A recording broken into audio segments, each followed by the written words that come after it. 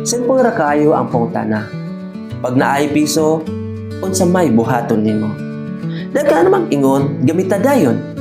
Pero ang tinuod, kung kabalo ka mo manage sa piso, kabalo ka mo manage sa kinabuhi.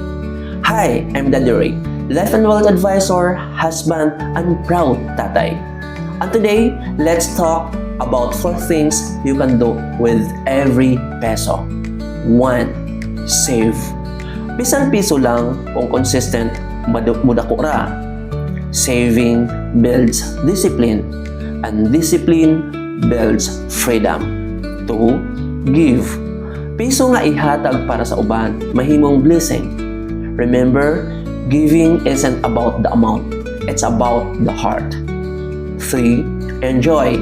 Yes, pwede ra gihapon malingaw.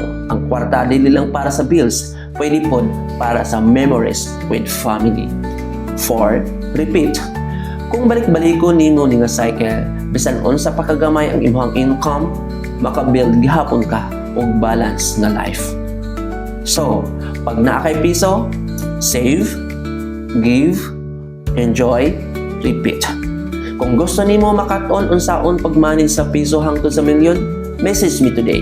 This is Daddy Ray, reminding you to protect your peace, your plan, and your people. Empowering the future, one family at a time.